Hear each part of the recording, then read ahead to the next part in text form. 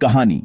जब गांव से राष्ट्र बने, महाजनपदों की गाथा बहुत समय पहले की बात है, जब वेदों का युग बीत चुका था और लोग अब जंगलों के बीच बसने लगे थे। जीवन बदल रहा था, शिकार की जगह खेती ने ले ली थी और इंसान ने पहली बार समझा कि अगर वह एक जगह बस जाए तो उसका जीवन आसान हो सकता है। नदियों के किनारे गांव बसने लगे, लोग एक दूसरे के साथ रहने लगे और धीरे धीरे छोटे छोटे समूह बन गए जिन्हें जन कहा जाता था। जहां जहां ये जन बसते वही जगह जनपद कहलाती थी। समय बीतता गया और कुछ जनपद इतने बड़े और शक्तिशाली हो गए कि उन्हें महाजनपद कहा जाने लगा, यानी बड़े जनपद। यह वो समय था जब भारत की धरती पर पहली बार संगठित राज्यों की नींव रखी जा रही थी। इन जनपदों में खेत हरे भरे थे, नदियां व्यापार का मार्ग बनी और लोग सभ्य समाज की ओर बढ़ रहे थे। इन राज्यों की अपनी सेना, अपने राजा और अपनी नीतियां थीं। कहा जाता है कि उस समय कुल 16 महाजनपद थे। अंग, मगध, काशी, कोसल, वज्जी, मल्ल, छेदी, वत्स, कुरु, पांचाल, शूरसेन, अश्मक, अवंती, गांधार, कंबोज और मत्स्य। ये सब अपने अपने क्षेत्र में शक्ति, धन और धर्म के प्रतीक बने हुए थे। कुछ जगहों पर राजा शासन करते थे तो कहीं लोगों ने मिलकर गणराज्य की व्यवस्था बना ली थी।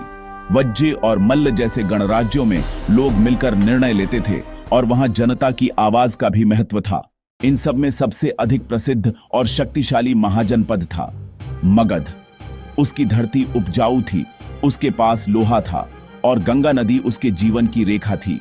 मगध के राजा बिंबसार ने पहली बार समझा कि केवल तलवार से नहीं बल्कि नीति से भी राज्य बढ़ाया जा सकता है।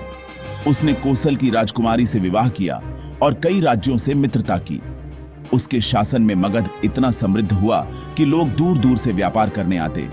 फिर बिंबसार का पुत्र अजातशत्रु आया, महत्वाकांक्षी, साहसी और चतुर राजा। उसने पाटलिपुत्र नामक नगर बसाया जो आगे चलकर भारत का सबसे बड़ा राजनीतिक केंद्र बना। अजातशत्रु ने युद्ध भी किए, कूटनीति भी अपनाई और धीरे धीरे बाकी महाजनपदों को अपने अधीन कर लिया। उसी समय बिहार और उत्तर प्रदेश की भूमि पर 2 महान आत्माएं जन्मी, गौतम बुद्ध और महावीर। उनके विचारों ने लोगों को बदल दिया। अब लोग समझने लगे थे कि सच्ची शक्ति तलवार में नहीं बल्कि सत्य और करुणा में होती है। महाजनपदों का यह युग केवल राजाओं और युद्धों का नहीं था बल्कि व्यापार, शिक्षा और संस्कृति के विस्तार का भी था। नगरों में बाजारों की रौनक बढ़ी, सिक्कों का प्रचलन हुआ और व्यापारी दूर दूर के देशों से माल लेकर आते।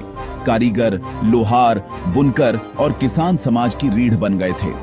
राज्य कर वसूलते, सड़कें बनवाते, किलों की रक्षा करते और धर्म के कार्यों में धन लगाते। लेकिन जहां शक्ति होती है वहां संघर्ष भी होता है। धीरे धीरे महाजनपद आपस में टकराने लगे। कोई व्यापार पर अधिकार चाहता था, कोई धरती पर। कमजोर राज्य एक एक कर गिरते गए और अंत में मगध ही विजेता बनकर उभरा। उसने न केवल उत्तर भारत को बल्कि समूचे आर्यावर्त को एक सूत्र में पिरो दिया। यही वह शुरुआत थी जिसने आगे चलकर मौर्य साम्राज्य को जन्म दिया और भारत को एकजुट राष्ट्र बनने की दिशा में पहला कदम दिया। महाजनपदों का यह युग हमें सिखाता है कि सभ्यता तब आगे बढ़ती है जब लोग मिलकर सोचते हैं, जब समाज संगठित होता है और जब ज्ञान तलवार से बड़ा बन जाता है। आज भी जब हम भारत के नक्शे को देखते हैं तो हर राज्य, हर भाषा, हर संस्कृति में कहीं न कहीं उन 16 महाजनपदों की झलक मिलती है। वे केवल इतिहास नहीं है बल्कि हमारी पहचान का हिस्सा है। और शायद आज भी कोई अपने जीवन में संघर्ष कर रहा है, अपनी किस्मत बदलने की कोशिश कर रहा है। उसकी उस कोशिश को बस किसी की थोड़ी सी मदद चाहिए, क्योंकि कभी कभार एक छोटी सी मदद ही किसी की जिंदगी बदल देती है।